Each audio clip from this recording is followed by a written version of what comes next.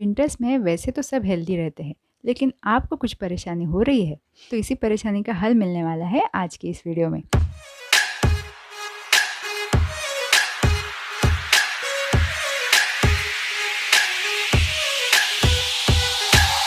मैं हूं डॉक्टर सोनल और आज हम डिस्कस करेंगे विंटर्स में होने वाली कॉमन बीमारियां। तो सबसे पहली बीमारी है जॉइंट पेन। आपने देखा होगा, जो भी हमारे घर में एजड लोग रहते हैं, सीनियर सिटीजन्स रहते हैं, यहाँ तक कि सभी को विंटर्स में कभी ना कभी जॉइंट पेन, जॉइंट्स में जकड़न, कमर दर्द, पीठ दर्द, इन सब का कहीं ना कहीं सामना करना पड़ता है। और इसका सिंपल सा रीज़न ये है कि टेम्परेचर कम रहता है, उसकी वजह से जो हमारे जॉइंट्स होते हैं, मसल्स होते हैं, उनमें जो ब्लड वेसल्स होते हैं वो भी कॉन्ट्रैक्ट हो जाते हैं, यानी कि उनका डायमीटर कम हो जाता है। तो जॉइंट्स को जैसा हमेशा ब्लड सप्लाई मिलता है वैसा मिल नहीं पाता है, और वहाँ पे जो भी केमिकल्स रहते हैं जो सूजन पैदा करते हैं, जकड़न पैदा करते हैं, वो वहीं के वहीं रह जाते हैं, वो अच्छी तरह से साफ़ नहीं हो पाते, और इसीलिए जॉइंट में पेन, जकड़न, सूजन, ये सारी चीज़ें हो जाती हैं। अब अगर इसका सामना करना है तो हमें क्या करना पड़ेगा? जो प्रॉब्लम हुए है तो उसका उल्टा करना पड़ेगा, यानी कि हमें वहाँ का सर्कुलेशन इम्प्रूव करना पड़ेगा, जिससे कि वहाँ की जो भी जमे हुए टॉक्सिन्स है वो बाहर निकले। वो कैसे करेंगे? उसके लिए सिंपल सा टेक्निक है मसाज। आप मसाज कर सकते हो आपकी जॉइंट को। थोड़ा सा गुनगुना तेल लेना है आपको और तेल से मसाज करना है। लेकिन एक बात ध्यान रखिएगा, अगर आपके जोड़ों में बहुत ज़्यादा स्वेलिंग है तो आपको मसाज नहीं करना है। अगर आप को चोट लगी है, आप गिरे हैं और उसके बाद आपके किसी जॉइंट में पेन हो रहा है, तो आपको आपकी डॉक्टर की सलाह लेनी है। ये जो मसाज वाला टेक्निक है, ये जनरल जिनको जोड़ों की बीमारियां हमेशा रहती है उनके लिए ज़्यादा अच्छे से काम करेगा। जॉइंट्स में आपको हमेशा सर्कुलर मोशन में मसाज करना सही रहता है। उसके अलावा मसाज करने के बाद आपको जोड़ों को सेकना भी है। खाली अगर आप मसाज करोगे या खाली सेकोगे तो दोनों में भी आपको अच्छे से रिजल्ट नहीं मिलने वाले हैं। आप मसाज करोगे और सेकोगे तो वहाँ के जो भी टॉक्सिन्स है वो क्लियर होने में और बाहर निकलने में मदद मिलेगी। इसके अलावा आपके जॉइंट कितने भी अकड़े हुए क्यों ना हो, आपको जितना होता है उतना कोशिश करना है जॉइंट्स को मूव करने का। खास करके जिनका शोल्डर्स में फ्रोज़न शोल्डर हो जाता है, या पैरों के घुटने में दर्द हो जाता है, कमर दर्द हो जाता है, जॉइंट को मूवमेंट करने से दर्द होता है, और दर्द होगा इस डर से हम वो जॉइंट को हिलाते ही नहीं हैं, और फिर वो जकड़न जो है वो और ज़्यादा बढ़ती जाती है। जब तक वो जॉइंट हिलेगा नहीं, वहाँ के टॉक्सिन्स क्लियर नहीं होंगे, तो आपको जॉइंट में मूवमेंट करना है। बहुत ही ज़्यादा दर्द होता है तो आप बाम या ऑयल, स्प्रे, इनका भी इस्तेमाल कर सकते हैं। किसी भी प्रकार की पेन किलर गोलियां बार बार खाने से ये चीज़ें करना आपके लिए बेहतर है।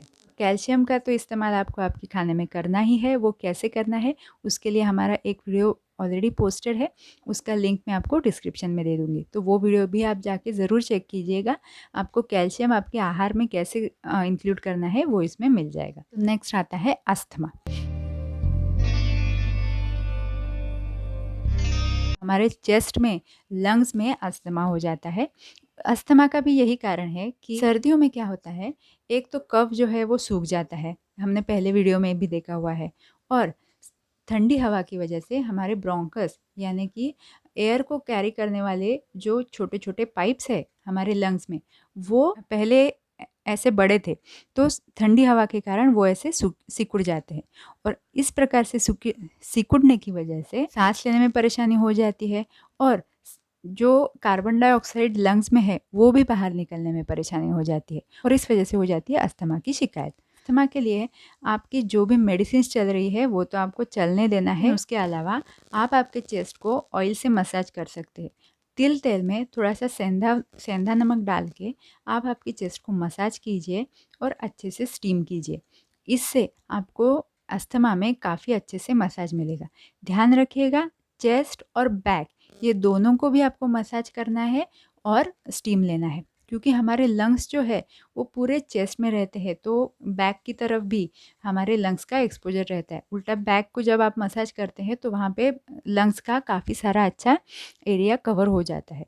तो जब भी आप मसाज करेंगे बैक और चेस्ट को मसाज करना है। स्टीम लेते वक्त या तो आप स्टीमर से स्टीम ले सकते हो, गर्म पानी से नहा सकते हो, या नमक और अजवाइन, इनके आप एक पोटली बना सकते हो और वो पोटली किसी भी गरम तवे के ऊपर रख के उसे गरम करके उससे सिकाई कर सकते हो। कपालभाति प्राणायाम अस्थमा के लिए काफ़ी अच्छा रहता है। कपालभाति करने का तरीका हमने एक वीडियो में डिस्क्राइब किया हुआ है, वो वीडियो का लिंक मैं आपको डिस्क्रिप्शन में दे दूँगी।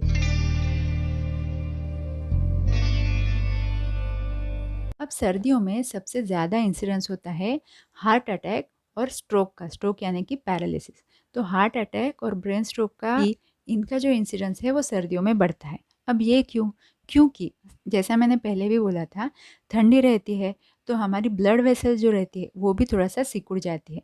तो ज़ाहिर-सी बात है, ब्लड सप्लाई तो हमें चाहिए ही है। अगर ब्लड वेसल सिकुड़ गई तो ब्लड सप्लाई कम हो जाएगा। उस ब्लड सप्लाई को मेंटेन करने के लिए हमारा हार्ट क्या करता है, और ज़्यादा ज़ोर से पंप करता है और उसकी वजह से हार्ट पे प्रेशर हो जाता है। उस वजह से हार्ट अटैक हो सकता है।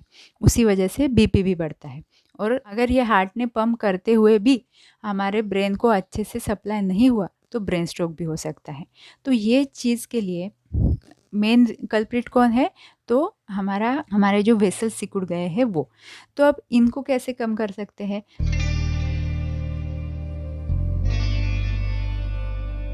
ज़ाहिर-सी बात है, सबसे पहली बात तो आपको ज़्यादा सर्दियों में बाहर जाना ही नहीं है, ख़ास करके एल्डरली लोगों को, और जिनको ये तकलीफ़ें पहले से है, बीपी, हार्ट अटैक, स्ट्रोक, ये तकलीफ़ें पहले से है, इनको तो ज़्यादा सर्दियों में बाहर निकलना ही नहीं है। अगर निकले भी तो आपको पूरी बॉडी को कवर करके निकलना है, जिससे कि आपकी वेसल्स जो है वो ज़्यादा सिकुड़ ना जाए। कई बार हम सर्दियों में एक्सरसाइज़ करने के लिए बहुत ही जोश से शुरू करते हैं और सर्दियों में ही ज़ोरों से एक्सरसाइज़ करते हैं। अब जहाँ पे नॉर्मल बॉडी की ब्लड डिमांड को पूरा करने के लिए हार्ट को ज़्यादा काम करना पड़ रहा है, वहाँ पे अगर आप विगरस एक्सरसाइज़ शुरू कर दोगे तो सोचिए हार्ट पे कितना असर होगा। इसलिए अगर आप विंटर्स में एक्सरसाइज़ करना चाहते हैं तो वो भी आप घर में थोड़े से वार्म जहाँ पे क्लाइमेट हो वहाँ पे करिएगा। एकदम ठंडी में जाके बहुत ज़्यादा एक्सरसाइज़ करने से सीधा आपके हार्ट के ऊपर प्रेशर बनने वाला है। तो ये चीज़ हमेशा ध्यान रखिएगा। सीज़न कितना भी हेल्दी हो, जो आपकी दवाइयाँ पहले से चल रही है, फिर चाहे वो हार्ट की हो, बीपी की हो, साइनोसाइटिस की हो, अस्थमा की हो, वो आपको स्किप नहीं करना है। जब भी आपको अच्छा महसूस होगा, आपको ज़रूरत नहीं रहेगी, आपके डॉक्टर खुद ब खुद वो दवाइयाँ कम करेंगे। अब सर्दियों के स्किन केयर और हेयर केयर के बारे में भी एक वीडियो हम लोग लेके आने वाले हैं। अगली वीडियो रहेगी सर्दियों के स्पेशल स्किन केयर और हेयर केयर के बारे में। तो प्लीज़ चैनल को अभी से सब्सक्राइब कर दीजिएगा ताकि वो वीडियो भी आपसे मिस ना हो जाए। Thank you so much.